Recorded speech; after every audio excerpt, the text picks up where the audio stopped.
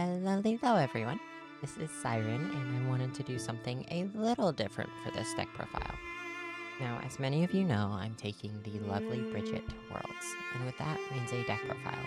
But wait a second, I never went over the Buffalo list.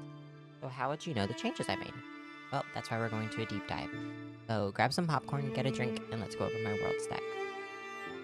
Now, first things first is our character. Bridget is a character from the Guilty Gear Strive main series set that just recently released. Bridget is a 7 hand size, 21 health water air character with 2 different abilities. Enhance, flip one other card in your card pool. This attack gets +2 or -2 speed. And response, after your attack deals damage, add a face down card from your card pool to your momentum. These are both very powerful abilities for sure, representing chain blocking, speed control, and momentum generation. But how are we getting these cards in the card pool, number one? And more importantly, how are we killing people? I mean, Mikasa 4 has 35 life after all. That's where the lovely lizard comes in. City Rampage is a cornerstone of my Bridget deck. What drew me to the water symbol and how I wanted to play the deck in general, especially for Worlds and recently Buffalo. Now, not to toot my own horn, but the top 32 Bridget list is mine. That is my real name. And I think it's an important thing to mention innovation at this point, right? A lot of people were still stuck on the debuild Bridget, right? Combo, I want to debuild you, version of Bridget. But I decided to take a different direction. As many of you know, I'm an aggro player at heart. And while I wanted to take advantage of the 7 hand size water symbol with powerful, explosive cards to play off very little progressive and aim to get the game over as fast as possible. I don't like to play the game long because the longer the game goes, the more time you have to answer my cards. So, this explosive attacks, these explosive water cards, that's what brings us to our attacks, right?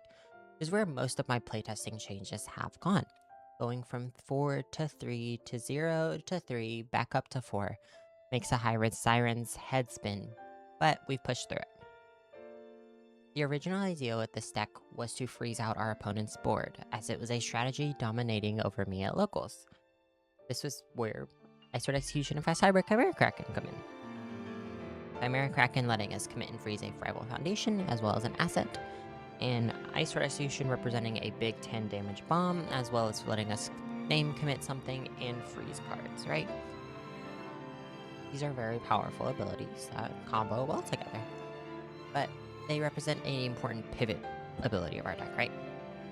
We can turn to slam down a bunch of answers. They have to figure out how to kill us on 2 cards, right? Because if not, the next turn we're just smacking them as hard as we can. And that's where our next few cards come in. Dual Needle Lunch, Acid Screen, and Flayfling. These each represent a forced choice that we make, forcing our rival to make a choice that has no good option, right?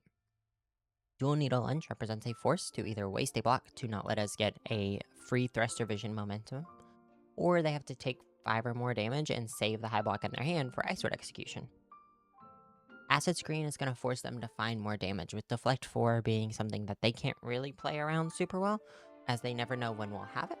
And it has the ability to ignore face-down cards, so if we want to block, everything's on it's on 1+0 progressive, honestly. Right? Or on the attack string, it's on a 1 progressive, so it's a 6 stiff at all times. And then it's a hard one to answer, you know? And then Playfling is going to force them to find enough moves to deal with our chain blocking capability and have enough blocks to deal with us being able to re-loop our best attack, looping in a card like Chimera Kraken, Ice Sword Execution, any of the previously named attacks, right? And especially our next one, the last attack, which is a bit of issue, and honestly, it's Smashing Stomp. +1 to our check and a free card draw when it hits. Simply too good to pass up. This attack represents lethal strings that we otherwise would not be able to accomplish. So, well, we wouldn't be able to accomplish them without City Rampage, which gets me into my next point. We're playing 4 copies of City Rampage, obviously, but I want to highlight some of our assets here because they represent more of the nuanced game plan compared to most other City Rampage decks, right? So we're running 1 copy each of Team Hero 15, Military Airship, and Team Dr. Ishigaki.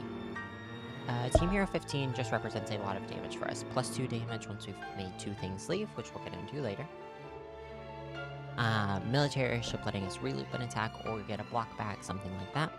And Team Dr. Ichigaki letting us cancel their best ability, whether that be a Koenma Stat, Barrier Shield, Roman Cancel Yellow, anything of the like, is incredibly powerful right now, as we have a lot of on-character abilities that are generating a lot of advantage. So the next, I guess, area, we have answer cards, right? We're on the water symbol, there's a lot of answers. We want to be able to answer all these important powerhouses, right? We're playing off-road, sort of more of a non-meta deck, so to speak, compared to the likes of Mikasa 4, Godzilla, Rodon, all of them, right? Inazuku Midoriya on the move, who, although I don't think is the best character, we still need to come in prepared and, you know, respect him, right? They all require an answer, and that's why we are mainboarding different answers. Scales of Juno stops Mikasa 4 from repeatedly clearing her card pool. Strong turn to aggressive plays with Kraken and Ice Word for Midoriya and Rodon, either shutting off their ability to transform or shutting off their defensive game plan for the next turn. And powerful chain blocking abilities with Flayfling for Godzilla and other similar aggro decks, as well as fourth wielder Danger Sense, right? So, Aaron's Sidestep is a major one here. It lets us draw cards upon completely blocking, and this feels like a comfortable amount of answers when our goal is to simply end the game as fast as possible. Now, you might be wondering, how are we mainboarding these comfortably, right? Scales of Juno seems like a blank card outside of the Mikasa 4 matchup. Well, that's where we get into, like, it's very hard to explain, but multi-pivot cards, right? And that's where we're going to get into kind of our mindset. Right? So, mindset. This is where it got kind of tricky for me as far as this video goes. I've gone back and forth on if I wanted to keep mentioning specific cards or do something a little different. And, well, there's not any cards and I'm center of the screen. But mindset is a very important thing in this game, right? It's definitely a factor, and I'll touch on that later, but I want to focus on lenses right now. So different things can look different through a different lens, right? We mentioned Scales of Juno being something that, like, it's got multiple ways to traverse cards, like we're shutting down multiple answers. It does more than what it reads, right? Now, the next example I have is an Aaron Sidestep, right? The traditional face value lens is going to see -2 speed, and when it's fully blocked, I'll draw a card, right? I'm fully blocking their attack, reducing their speed, and I'm drawing a card. This is a defensive tool used to help survive the game more easily and make it to our turn, right? That's what Rodon's doing with the card, for example. But this is where that concept of perspective can come in, right? So, looking at this through another perspective or another lens, it reads, this attack forces your rival to half block, or lets you draw a card. This is particularly true in two decks like Rodon, where speed is already a negligent property, and I'm simply overwhelming their ability to play blocks, right? Rodon matchup can reduce your speed to -1, but so does going to -3 really matter if it means they have to either half block or let you draw more cards to potentially kill them? We're really only combating their card size, their hand size, right? How many cards they have in their hand. Another card, like I mentioned, it's Scales of Juno, right? So, Mikasa 4 is the obvious answer, right? Stop them from clearing, stop things from leaving their card pool. But Cape of No Return exists, and with how our game works, could and would are the same property, same word in a sense.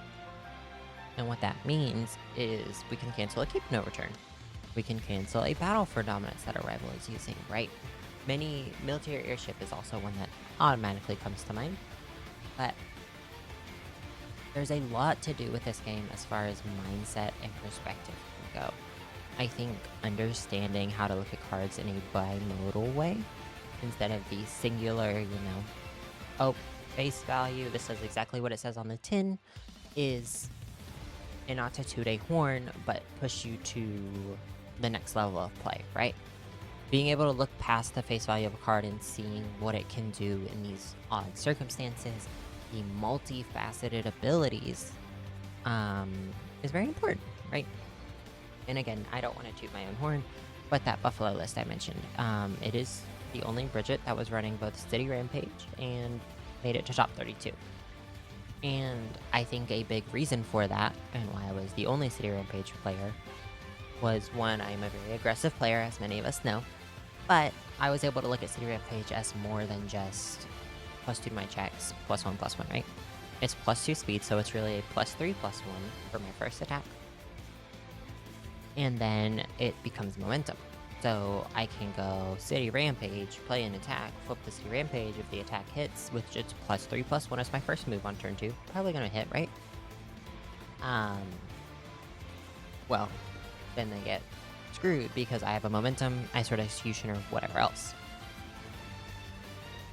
And I think being able to look past both A, biases, but B, more importantly, like the face value of things is so important in this game, and it's not touched on enough. We don't talk about the behind the scenes or the back end, so to speak, part of this game, in how it is very complex on the surface, right? But it's even more complex when you start looking into that back end part. Using cards in for different ways, being able to adjust mindset, going into this game with a I will win no matter the cost mindset is so important. And it's not just this game, but any game, right? Um, but I guess this end my rambling, right? You guys apparently wanted to hear me yap about Bridget for 20-ish minutes, probably. But we've come to the end of this little video, although it's not so little anymore compared to my normal deck profiles, right?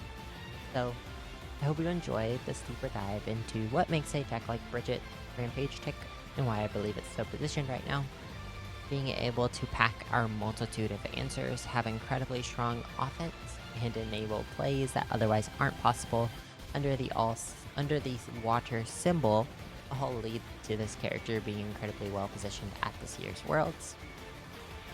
And I hope you enjoy this kind of talk about perspective, you know, how things work behind the scenes as far as my views on the game, right? But let me know. Do you like this style of video? Let me know in the comments, and make sure to hit that like and subscribe button so you can see any future content I make. I'll definitely be making some cool stuff at Worlds, and might be launching an Instagram. We'll find out on that. But I'll see you guys at Worlds. This is Siren splashing out.